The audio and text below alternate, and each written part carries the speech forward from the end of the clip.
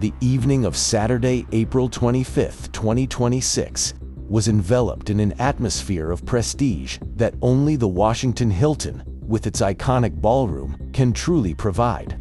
The air was thick with the expensive perfume of high-ranking officials and the crystal-clear clinking of champagne flutes. It was the White House Correspondents Dinner, a rare event where the political elite and the global press set aside their fierce differences for a few hours of traditional etiquette. Among the 2,600 distinguished guests, security was, theoretically at least, impenetrable. Seated at the head table, we saw President Donald Trump, First Lady Melania Trump, Vice President J.D. Vance, and the figures who control the very gears of the world, the Director of the FBI, the Secretary of Defense, and the Secretary of State. But beneath the soft glow of LED lights and the shimmer of fine silverware, chaos was lurking in the shadows. Before the main course could even be served, the sharp, terrifying sound of gunfire ripped through the ambient music. A man, armed with a sawed-off shotgun, a semi-automatic pistol, and several tactical combat knives, advanced like a lethal shadow toward the final security checkpoint of the ballroom. In the immediate confrontation, a Secret Service agent was struck in the chest. The impact threw him backward, but his Kevlar vest caught the projectile, saving his life. The question now paralyzing the United States is, how, for the third time in just 22 months, did an armed assassin manage to get within a few steps of the line of succession of the world's greatest superpower? To understand the terror of that night, we must dissect the details that the television cameras failed to capture. It was exactly 8:40 p.m. when the security protocol effectively collapsed. As waiters circulated with the first course, a man later identified as Carl Thomas Allen, 31, launched his attack. He didn't come from the street. He was already inside. Allen was a guest at the hotel, a crucial tactical detail that allowed him to move through the lobby without passing through the metal detectors that screened those arriving from outside. He sprinted toward the checkpoint, firing his weapon to blast a path forward. Inside the ballroom, the impact was instantaneous. The acrid smell of gunpowder began to mix with the aroma of haute cuisine. Upon hearing the shots, the instinct for survival took over. Hundreds of diplomats and journalists threw themselves to the ground, hiding under white linen tablecloths as porcelain plates shattered across the marble floor. Secret Service agents, trained to be human shields, took the stage in seconds. With automatic rifles drawn and faces etched with extreme tension, they formed a physical barrier of steel around Trump and Vance. The president was removed in an emergency extraction, vanishing through a side door while the gunman was tackled just yards away. Amidst screams and the sound of military boots echoing through the corridors. The profile of Carl Thomas Allen is the ultimate nightmare for any intelligence agency. The highly educated lone wolf, a graduate in mechanical engineering from the prestigious Caltech with a master's degree in computer science. He did not fit the stereotype of a common criminal. He worked as a teacher and had a history of political donations to Kamala Harris's 2024 campaign. Secret Service Director Sean Conn attempted to calm the public by stating that the multi-layered protection system worked, as the aggressor was detained before entering the main hall. But that explanation rings hollow for those who were actually there. Reports on social media describe a scenario of absurd vulnerability in the hotel lobby. The real security perimeter, where weapons were strictly prohibited, only began at the ballroom's metal detectors, leaving the rest of the building, including access to the guest rooms, as a gray zone. For an event concentrating nearly the entire presidential cabinet, this failure was not just serious. It was an invitation to a national disaster. This attack at the Hilton is the third act of a tragedy that began in Butler, Pennsylvania, on July 13, 2024. On that hot summer afternoon, the world watched in shock as Thomas Matthew Crooks, 26, climbed onto a rooftop just 150 yards away from a rally and fired 8 shots with an AR-15. One of those projectiles pierced Trump's ear, coming within millimeters of a fatal end.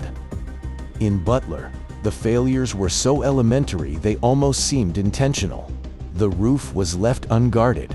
The radios of local and federal agents were not communicating, and the shooter was spotted 45 minutes before the first shots. That day resulted in the death of a family man in the crowd and the humiliating resignation of the agency's then director. Only 2 months later, on September 15th, danger returned in Palm Beach. Trump was playing golf when an agent spotted the barrel of a rifle pointing through the bushes on the 6th hole. Ryan Ruth had been positioned there for 12 hours, although the threat was neutralized before a shot was fired. The pattern was clear. The Secret Service was losing the ability to maintain an effective exclusion perimeter. To understand how we reached this level of vulnerability, we must dive into the very soul of the Secret Service. Ironically, the agency was born on the darkest day in American history, April 14, 1865, the same day Abraham Lincoln was assassinated. But Lincoln did not create the agency to protect himself. At that time, the Secret Service was a division of the Treasury Department with a single objective: to hunt down currency counterfeiters. In the post-Civil War era, the economy was on the brink of collapse because 1/3 of all money in circulation in the U.S. was fake. Presidential protection did not become law until 1901. Following the assassination of William McKinley, the third president shot to death in less than 40 years, the agency evolved from a handful of fraud detectives into an army of 8,200 special agents. In 1998, Presidential Decision Directive 62 gave them total power over national special security events, and in 2003, after 9/11s, they migrated to the Department of Homeland Security.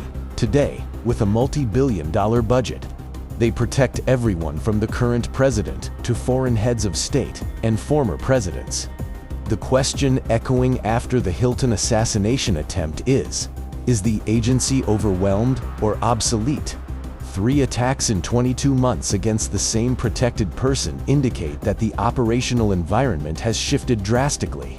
We live in an era of extreme political polarization, where social media platforms function as echo chambers that amplify individual obsessions and political hatred. The noise of threats is so loud that separating the harmless lunatic from a trained killer like Carl Allen has become a Herculean task. The Secret Service's job is thankless. They have to be right 100% of the time. The shooter only has to be right once. Butler was an indefensible structural failure. Palm Beach was a victory for proactive surveillance. And the Washington Hilton was a last-minute containment that nearly ended in a national tragedy.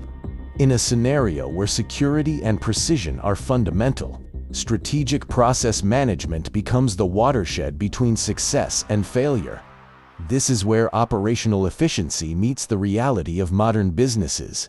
If your business faces challenges with reduced teams and budgets that need to go further, RP Trader is the partner you need to know.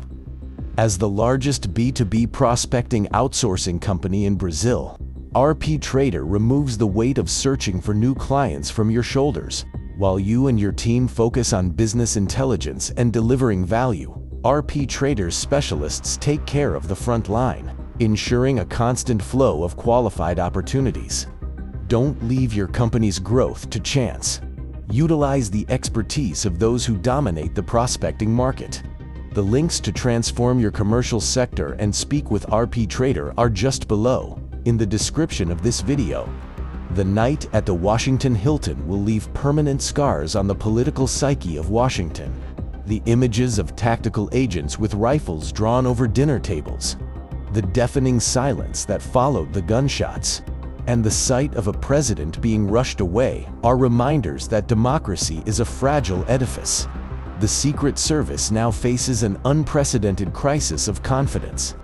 Security analysts suggest the agency needs a reform that goes beyond more funding or more agents. A technological shift is necessary, including the use of AI for behavioral monitoring and constant surveillance drones in urban perimeters. Carl Thomas Allen, with his master's in computer science and his combat knives, proved that the modern threat is sophisticated, silent, and often staying in the room next door. We are witnessing the end of the era where a metal detector and a black suit were enough to guarantee peace. The message from Washington is clear. The danger has evolved, and the Secret Service is struggling to catch up. If you value geopolitical and security analyses as deep as this one, which doesn't just show the fact, but dissects the gears behind the news, this is your place. Leave a like to strengthen our work, and share this video in your military and political discussion groups. This is information that needs to reach more people so we can understand the real world. And if you're not part of our community yet, subscribe now and hit the notification bell. The world is changing too fast for you to stay uninformed. What is your opinion? Is the Secret Service still capable of protecting Trump and future American leaders in this era of chaos? Comment below. We want to hear your voice in this technical discussion. Until the next report.